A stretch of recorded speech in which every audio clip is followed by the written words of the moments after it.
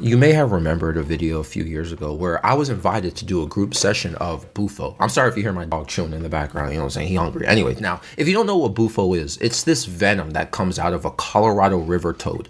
When you smoke it, because it contains a specific version of DMT, it's like 10 times stronger than ayahuasca. Several of my friends already did it, and it's a very short period. Like when you do ayahuasca, it's like a 6-hour trip in some cases, this retreat and this and stuff like that. Bufo is literally like 5 to 30 minutes, and it starts immediately. People have reported, even my friends tell me, the smoke you inhale, like that smoke, you just smoke it once, like boom, you're just gone. You just inhale it for like a quick second, you're gone. It's the most intense psychoactive experience known to man, and it feels like a temporary death. Not only are my friends saying this, but I see the same online about bufo. People who take DMT say bufo is the most intense and the strongest version. So when my friend did it, he did bufo, he said, it felt like he was in the arms of God, being loved, really. Like the love from God was so infinite and overwhelming, but he was able to endure it. And in the flash of like 5 minutes, all of his trauma from his past, they flashed before his eyes, but he felt safe and came to terms with a lot of terrible things that happened to him as a child. And my theory is that he felt safe because he felt like he was in God's arm and he felt infinite love and so forth. You know what I'm saying? But anyway, not to get into theological stuff, if you believe in God or whatever, that's what he said his experience was like. So whatever that feeling was or whatever made him feel that way, you could call it God or whatever, I don't know. But anyway, see, now he's drinking water. You hear this? Listen, if you do bufo, you're not supposed to do it again for another 6 months minimum because it has lingering effects. You'll just randomly start feeling infinite love and euphoria right after you take bufo. So my friends were like, yo, it's been 6 months. You know, it's been over 6 months. They want to do it again this December. Now, it's November, you know what I'm saying? It's November 21st as I'm recording this, and this goes back to the video from a few years ago. I was supposed to do bufo, and I paid the shaman years ago. And someone told him my mental health history. Some of y'all probably remember this video. And he literally refunded me on PayPal, like right after. And he told me, you're not ready. And it hurt me so much. But I understood because at that time period in my life, my behaviors were very destructive. That was like prime Samantha era where I kept getting hospitalized. So the shaman was worried that because I'm dealing with so much internal pain and mental instability, my trip will be very negative. And considering bufo is so intense, they don't want the worst thing to happen to me. So anyway, my friends said they're going to do it this December. And they said, Andre, you want to do it? And I'm like, yeah, sure, I'm ready. And I feel I'm ready too. I'm in a much better headspace. But I was asking my best friend, I was like, why don't we do something lighter? Like, let's go to an ayahuasca retreat or something. Let's hang out this weekend. Let's go upstate and let's do a lighter version of DMT or whatever this is. Okay. Maybe it's not the lighter version. It's not the right phrase, but let's just do something, not as intense as bufo. And then if I'm comfortable doing ayahuasca and that version of DMT, I'll do bufo. And he's like, Andre, I'm going to be very honest with you. I've never done ayahuasca. And I was like, huh? Why? Like, I know about your past. Like, you were in Narcotics Anonymous and everything. Like, you've literally experimented with everything. You used to smoke. You used to take this and that. But you've done pretty much everything besides ayahuasca. That's strange, and he told me a story.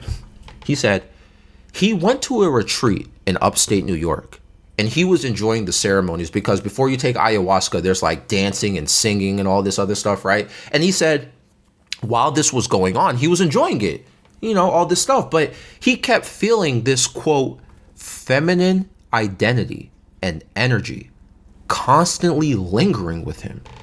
He said he kept feeling the presence of a female deity. So he quit in the middle of the ceremony. He didn't feel safe. He didn't even do the DMT. He just did the dancing and singing. He's like, all right, I'm out of here. You know what I'm saying? I'm feeling this. And don't get it twisted. It's not because it's a female. Don't take that the wrong way. He's just describing what the energy felt like. It just felt like this intense female godlike energy. And it just felt like something was there that he was not comfortable with. So he told me if I want to do ayahuasca, he's not going to do it with me. And he doesn't recommend it unless like I'm willing to trust whatever that entity or deity was that he felt. Now, I was like, I don't know. Is he having like a schizo episode or something? I don't know. You know what I'm saying? Now, I did look this up. This deity that he is describing, he is not the first person to mention this. This encounter is widely known in shamanism and psychedelic culture as La Madre.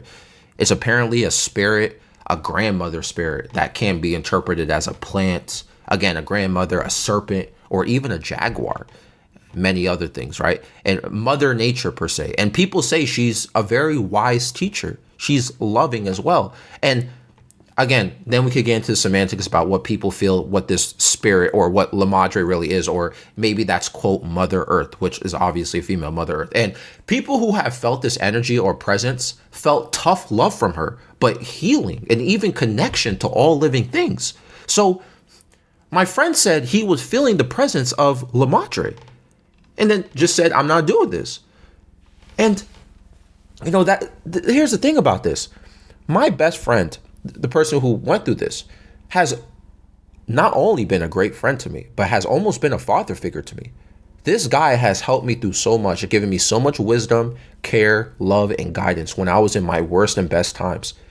He's not perfect, because nobody is. But, you know, as somebody who's my best friend, as somebody who's been my mentor, as somebody who's always been there for me, what he's sharing with me makes me feel a bit unsure. Look, again, like I said, when you do bufo, you just inhale smoke, you take one, and then you boom, you're just like, you're fully blown away. You know what I'm saying? Like the universe merging mode, like you're out of there. You're on a spaceship at this point. Like, you know what I'm saying? But with ayahuasca, you know, you got to go through this whole thing. You be seeing DMT aliens, the geometry and all this stuff. I don't know, you know, I don't even know what those aliens are, those elves people we talk about. I don't know what that is, what that's about. You know what I'm saying? I've heard about that for years now, but, you know, also, you know what he said specifically? I just remembered this. He said it felt like this female deity, La Madre or whatever, was, quote, devouring him.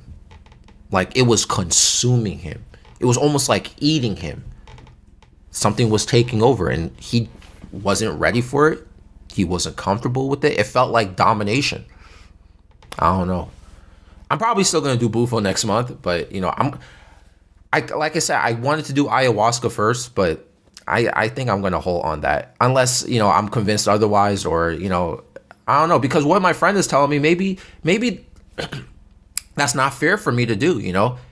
It's his experience. Maybe my experience will be different. Maybe he was going through something at that time period where he couldn't accept whatever this female deity or spirit is. There could be something psychological to that too, rather than something spiritual. You know what I'm saying? Also, consider the fact that I've never used psychedelics. Never. I've never done it. So I don't know what an experience like this will be like. You know, maybe some of you guys who have experienced psychedelics or anything like that, or know somebody, can share experiences in the comments or thoughts on this. Let me know down below. I don't know. What do you guys think about this? This episode is found on Spotify and YouTube. I'm out.